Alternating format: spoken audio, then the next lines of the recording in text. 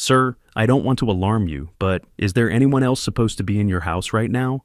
George Anderson, my landscaper, whispered those words into his phone while I stood in my kitchen that Tuesday morning, and everything I thought I knew about my family was about to come crashing down. My name's Leonard Sullivan. I'm 58, been a widower for 5 years now, since Grace passed from cancer in 2019.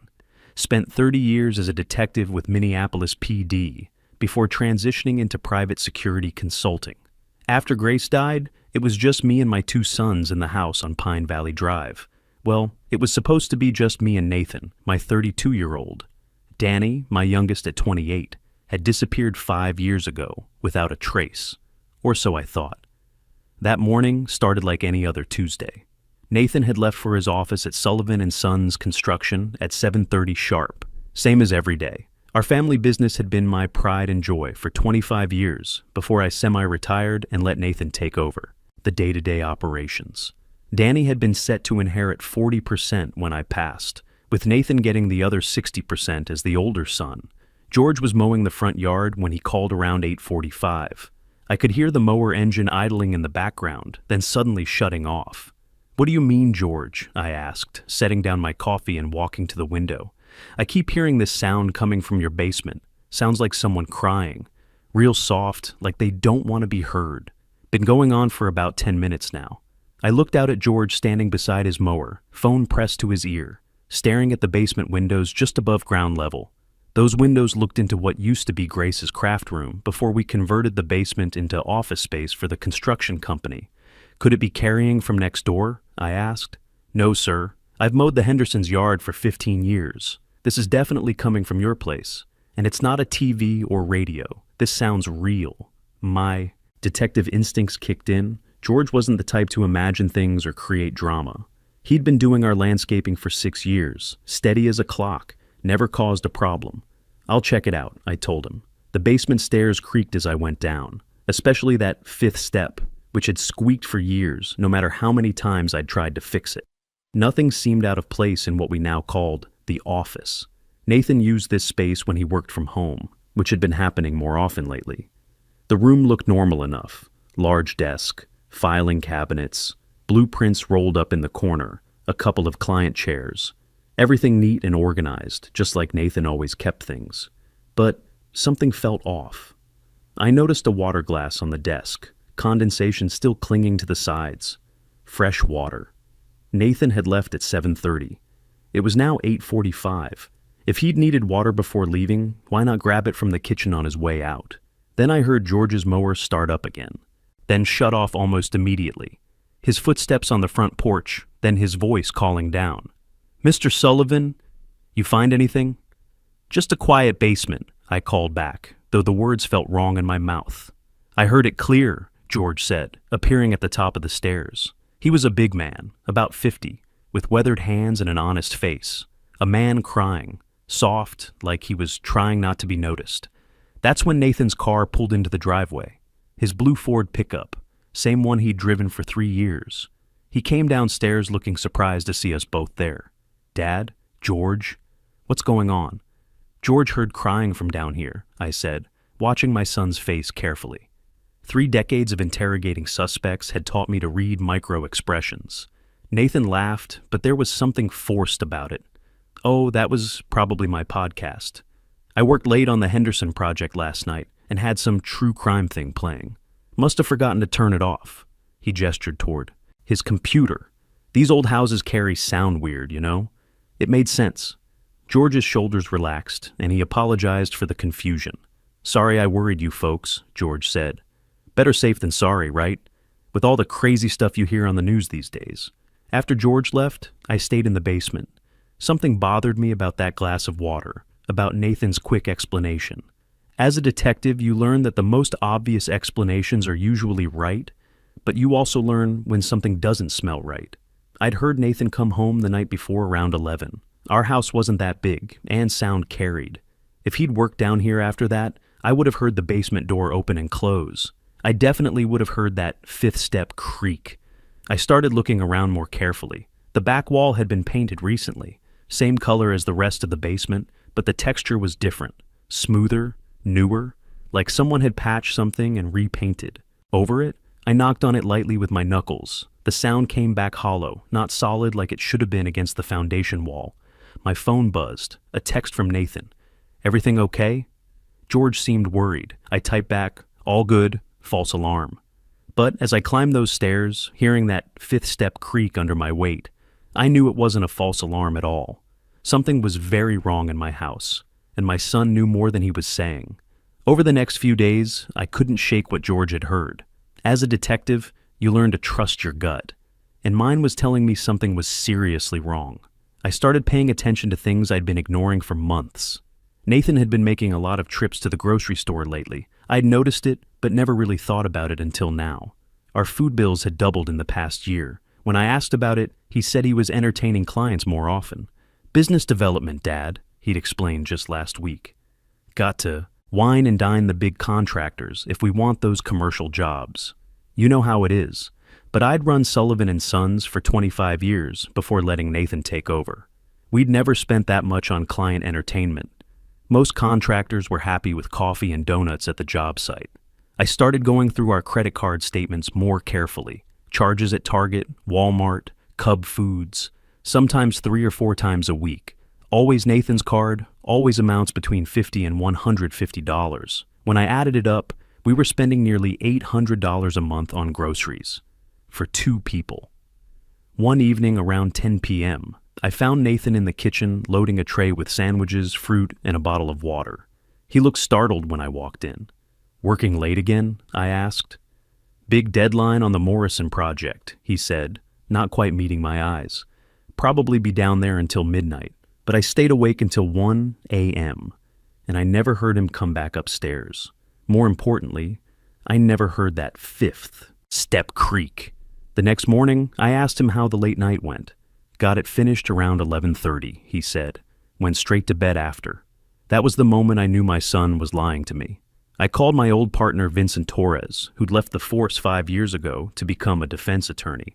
We'd worked together for 12 years, and I trusted him more than anyone. "Vince, I need you to look into something for me. Quietly." "What's going on, Lenny?" "Danny's trust fund. Nathan's been the trustee since Danny disappeared. I want to see the account activity. You think Nathan's been dipping into it? I think something's not right, and I need to know what." 3 days later, Vincent called back. His voice was grim. "Lenny, you need to get down here, now, and bring your checkbook. You're going to want to hire me officially for this." At Vincent's office downtown, he spread documents across his conference table. Bank statements, transaction logs, withdrawal authorizations, all bearing Nathan's signature. Danny's trust fund started with $250,000 from Grace's life insurance, Vincent said. The plan was to let it grow until Danny turned 35, then release it to him. Conservative investments, steady growth. It should be worth about $320,000 by now. He slid a bank statement across the table. The current balance showed $73,847.32. "Nathan's been making regular withdrawals for the past 5 years, Vincent continued. "Always justified as living expenses or medical care for Danny, who's supposedly receiving treatment for psychological issues." I felt my stomach drop. What kind of treatment? According to the paperwork Nathan filed with the court, Danny's been in and out of private psychiatric facilities. Severe depression, anxiety, inability to function in normal society. The court granted Nathan discretionary access to fund his brother's care. Vincent handed me another document, but here's the thing, Lenny. I called every private psychiatric facility in Minnesota, Wisconsin, Iowa, and the Dakotas.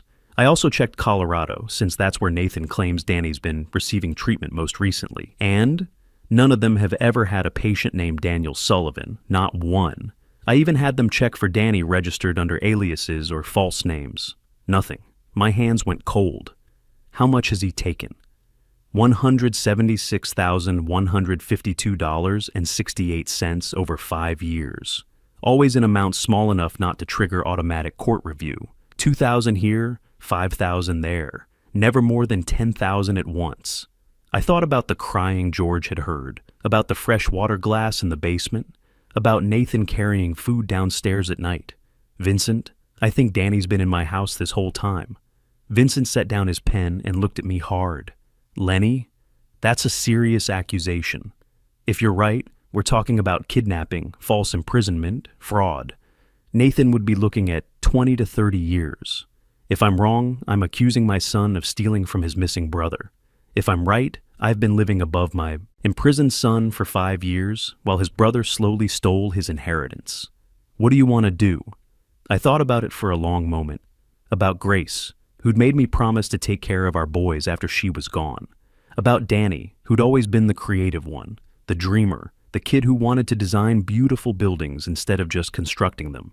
About Nathan, who'd always been jealous of his younger brother's artistic talents. I want to search my own basement properly, and I want you on standby in case we find what I think we're going to find. That evening, while Nathan was supposedly at a client dinner at some restaurant across town, I went down to the basement with a tape measure, a flashlight, and my old evidence collection kit. The basement should have been a rectangle, 45 feet long, 30 feet wide, but when I measured the interior space, I kept coming up short. The back wall, the one that had been repainted, was cutting off about 15 feet of space. I studied that wall more carefully, running my hands along the paint, looking for seams or inconsistencies. In the corner, pressed tight against what should have been solid foundation, was a tall bookshelf filled with construction manuals and building codes. It looked like it had been there for years, but when I examined the base more closely, I found small rubber wheels hidden behind the wooden frame. And tucked behind the shelf, almost invisible unless you knew where to look, was a small electronic keypad with a red LED light. My heart started pounding. Nathan had built something back there, something he didn't want anyone to find. I tried to think like a detective. What code would Nathan use for something this important? This secret? I tried his birthday, 0712, for July 12th. Red light. I tried Danny's birthday, 0923, for September 23rd. Red light. I tried the date Grace died, 0418, for April 18th, 2019. The light turned green. The bookshelf unlocked and rolled aside on its hidden wheels. Smooth as silk. Behind it was a steel door with a deadbolt lock mounted on the outside. The deadbolt was unlocked. From behind that door came the faintest sound of breathing. "Danny," I whispered. The breathing stopped instantly. 5 seconds of absolute silence. Then, so quiet I almost missed it. "Dad?" My knees nearly buckled. I grabbed the door frame to steady myself. "Danny." "Oh God, Danny, is that you?"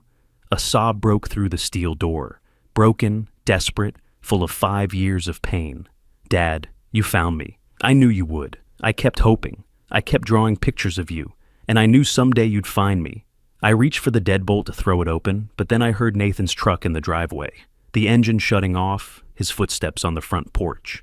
If he found me here, if he discovered I knew about this room, he'd have time to cover his tracks. He'd lawyer up, claim I was having some kind of breakdown, that finding this room was just a grieving father's delusion. I needed more than just finding Danny. I needed witnesses, documentation, evidence that would stick in court. "Danny," I whispered urgently, "I'm calling the police right now. I'm getting you out tonight, I promise. Do you understand me? Please don't leave me again," came the weak voice from behind the door. "I can't do this anymore. Please, I'm not leaving. I'm just going upstairs to call for help. You hear me? Help is coming. Tonight." I pushed the bookshelf back into place, my hands shaking so badly I could barely work the mechanism. The keypad beeped softly as it locked. I grabbed my phone and dialed 911. 911? What's your emergency? This is Leonard Sullivan, 2847 Pine Valley Drive, Minneapolis. My son has been held prisoner in my basement for 5 years. He's alive. I need officers here immediately, and I need Detective Sarah Mitchell if she's available. Sarah had worked with me on several cases before I retired. She was thorough, professional, and smart as hell. "Sir, can you confirm you said, someone has been held prisoner for 5 years? My 28-year-old son, Danny. His brother has been keeping him locked in a hidden room. I just found him. Send units now." Nathan walked in through the front door as I was ending the call. He looked relaxed, even happy. "Hey, Dad, how was your evening? I had a great dinner with the Morrison project managers. Think we're going to land that shopping center contract." "That's good, son," I said, trying to keep my voice steady. "How long you been at dinner?" "Since about 6:30. "Why?" It was now 9:15. "Just curious. You've been working a lot of hours lately." 20 minutes later, red and blue lights lit up Pine Valley Drive. 3 squad cars, an ambulance, and Detective Mitchell's unmarked sedan. Nathan's face went white when he saw them through the window. "Dad, what's going on? Why are the police here?" Detective Mitchell knocked on the door. I let her in, along with officers Luis Gonzalez and Patricia Williams. "Leonard," Sarah said, "we got your call. Where's the location? Basement? Hidden room behind a false wall?" Nathan stepped forward, his voice shaking slightly. "Detective, I'm Nathan Sullivan. I think my father might be having some kind of episode. There's nothing in our basement except office space for our construction company." Sarah looked at both of us. "Mr. Sullivan, Nathan, we have a warrant to search this property based on credible evidence of unlawful imprisonment. If there's nothing to find, this will all be cleared up quickly." "I want a lawyer," Nathan said immediately. "That's your right," Sarah replied, "but we're going in now." I led them down to the basement. Nathan followed reluctantly, his hands visibly shaking now. At the bottom of the stairs, I showed them the bookshelf. "The code is 0418, I said. "April 18th, 2019. The day my wife died." Officer Gonzalez entered the code. The LED turned green, and the bookshelf rolled aside with that same smooth, silent movement. Behind it stood the steel door. "Detective." Mitchell pulled on latex gloves and pushed it open. The smell hit us immediately. Stale air, disinfectant, the unmistakable scent of a space where someone had been living but never allowed fresh air. Sarah shined her flashlight into the room. It was about 12 by 15 feet, a narrow bed with thin blankets and a flat pillow, a small desk with a simple chair, a portable toilet and tiny sink in the corner. The walls were covered, floor to ceiling, with drawings, hundreds of them. Architectural sketches, building designs, landscapes, and portraits, dozens and dozens of portraits of me. On the bed, curled against the wall, with one arm shielding his eyes from the sudden light, was Danny. He was thin, much too thin, with long hair and a scraggly beard. His skin was pale, almost gray, but it was him. Detective Mitchell stepped into the room carefully. "Hello," she said gently. "My name is Detective Mitchell. You're safe now. We're here to help you." Danny lowered his arms slowly, blinking, against the light. His eyes were sunken, hollow, but when they found me standing in the doorway, they filled with tears. "Dad," he whispered. I ran to him, dropped to my knees beside the bed, and wrapped my arms around him. He felt so small, so fragile, like he might break if I held him too tight. He was probably 40 pounds lighter than when he disappeared. "Danny," I choked out. "Oh God, Danny, I'm so sorry. I'm so sorry I didn't find you sooner." He clung to me with what little strength he had. "You came," he whispered. "I drew you every day, and I knew you'd come eventually." Behind us, I heard Detective Mitchell reading Nathan his rights. "Nathan Sullivan, you are under arrest for kidnapping, unlawful imprisonment, fraud, and conspiracy. You have the right to remain silent." Nathan didn't resist when Officer Gonzalez put the handcuffs on him. He just stood there, staring at Danny and me on that narrow bed, his face completely blank. "Why, Nathan?" Danny asked, his voice barely audible. "We were brothers. I loved you." Nathan opened his mouth like he was going to answer, then closed it again. He had nothing to say. The paramedics arrived and gently moved me aside so they could examine Danny. His legs had atrophied from 5 years of limited movement. His hands shook when he tried to sit up. But he was alive, and he was going to be okay. As they loaded him onto the stretcher, Danny grabbed my hand. "Don't leave me, Dad. I'm not going anywhere," I promised. "Not ever again." At the hospital, Danny told me everything. How Nathan had called him that night in April 2019, just 3 weeks after Grace's funeral, claiming there had been an emergency at one of our construction sites. How he'd driven out to an empty lot on the industrial side of town, where Nathan and his friend Trevor Phillips had staged a fake accident. "They made it look like I hit someone with my car," Danny said from his hospital bed. His voice was stronger now, but still shaky. "There was this mannequin, dressed like a person, fake blood everywhere. Trevor was wearing what looked like a police uniform. He said he was off duty but happened to be driving by. The doctor had said Danny was severely malnourished and would need weeks of careful monitoring, but he was going to make a full recovery. That was all that mattered to me. Nathan told me I'd killed a father of 2, named Eddie Murphy," Danny continued. "Said if I turned myself in, I'd get 15 to 20 years for vehicular manslaughter. Trevor backed him up, said the evidence was clear-cut. But you didn't kill anyone, I said. I know that now, Dad. But then? I was terrified. I just lost Mom. I wasn't thinking clearly. And my big brother was telling me he'd protect me if I just trusted him. Nathan's plan had been simple and cruel. Convince Danny he was a killer, offer him a place to hide temporarily while Nathan figured out how to minimize the legal consequences, then keep extending the timeline while slowly draining Danny's trust fund.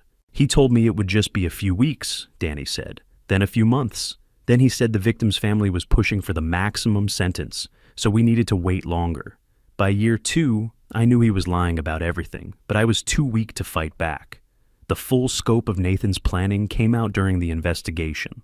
He'd hired Carl Matthews, a contractor from Iowa, to build the hidden room in March 2019, right after Grace's funeral. $35,000 in cash, no permits, no inspections, no paper trail. Your son was very specific about what he wanted, Matthews told Detective Mitchell during his interview. Soundproof walls, ventilation connected to the main house system, so it wouldn't show up as unusual energy usage, a lock that only worked from the outside. When I asked why, he said it was for a family member with severe mental health issues who might be dangerous to himself. Trevor Phillips confessed to everything in exchange for a reduced sentence. He'd been Nathan's college roommate, deeply in debt from gambling and desperate for money. Nathan had paid off his $45,000 debt in exchange for help with the fake accident and occasional food deliveries to the hidden room. Nathan told me Danny was unstable, Trevor said during his confession. He said his brother needed to be contained for his own safety and the safety of others. I believed him because who lies about something like that? But after the first year, when it became obvious this wasn't temporary, I started having doubts. That's when Nathan reminded me I was already in too deep to back out. The trial lasted 3 weeks. Nathan's defense attorney tried to claim he'd been protecting Danny, that his brother had genuine psychological problems and needed to be contained for his own safety and the safety of society. My client acted out of love and concern, the lawyer argued. Daniel Sullivan had exhibited erratic and potentially dangerous behavior after their mother's death. Nathan was trying to get his brother the help he needed while protecting the family from scandal. The prosecution, led by District Attorney Margaret Foster, painted a different picture. This wasn't love, she told the jury. This was greed, plain and simple. Nathan Sullivan saw an opportunity to eliminate his competition for the family inheritance and took it. He imprisoned his own brother for 5 years, stole $176,000 from his trust fund, and would have continued indefinitely if not for his father's investigation. The evidence was overwhelming. The hidden room, the financial records, the testimony from Trevor Phillips and Carl Matthews. Most damning of all was Danny's own testimony. Nathan wasn't protecting me, Danny said from the witness stand. He was using me. Every few months he'd ask me to sketch building designs or review architectural plans. He said it was to keep my mind active, but really he was using my ideas for Sullivan and Sons projects. I designed the layout for the Morrison Shopping Center, the Henderson office complex, and at least a dozen other buildings that Nathan took credit for. The jury deliberated for less than 6 hours, guilty on all counts. Judge Patricia Wilson sentenced Nathan to 20 years for kidnapping and unlawful imprisonment with possibility of parole after 12 years. Mr. Nathan Sullivan, she said during sentencing, you didn't act out of love or concern. You acted out of jealousy and greed. You stole 5 years of your brother's life and betrayed the trust of your father. The sentence of this court is 20 years in the Minnesota Correctional Facility. Nathan looked at me as they led him away in shackles. I did it for the family business, Dad. Everything I did was to protect what we built together. I didn't respond. There was nothing to say to that kind of delusion. 6 months later, Danny and I sold Sullivan and Sons Construction. Neither of us could stomach running a business built on lies and betrayal. Danny used his share to start fresh, a small, architectural firm specializing in sustainable housing and community centers. We bought a new house together, a ranch-style place with lots of windows and an open floor plan. Danny insisted on that. I need to see the sky, Dad. Always. He's doing well now. He's gained back most of the weight, started seeing a therapist twice a week, even began dating a nice woman named Rebecca who works at the local library. Some evenings we sit on the porch and Danny shows me his new designs. They're beautiful. Clean lines, open spaces, lots of natural light. Nothing hidden, nothing secret. People ask me if I hate Nathan. The honest answer is, I don't know. He was my son too. I raised him, taught him right from wrong, thought I'd given him everything he needed to be a good man. But somewhere along the way, jealousy and greed poisoned his heart. What I do know is this. If I hadn't trusted my instincts that day, if I hadn't listened to George Anderson hearing crying from my basement, Danny might still be down there, or worse. Sometimes the people closest to us are the ones capable of the greatest betrayal. As a detective, I should have known that. As a father, I never wanted to believe it, but I did believe it when it mattered most. And that made all the difference. Danny was 20 feet below my bedroom for 5 years. 20 feet and a father's blind trust. The lesson here isn't just about family betrayal. It's about staying alert, asking questions, and never assuming that blood relations guarantee good intentions. Trust, but verify, even with family, especially with family. Because sometimes the most dangerous predator is the one who already has a key to your house. Sometimes the biggest threats to our family don't come from strangers in dark alleys. They come from the dinner table, wearing familiar faces and speaking words we want to believe. The difference between being a good father and being a foolish one isn't how much you love your children, but how willing you are to see them clearly when love tries to make you blind.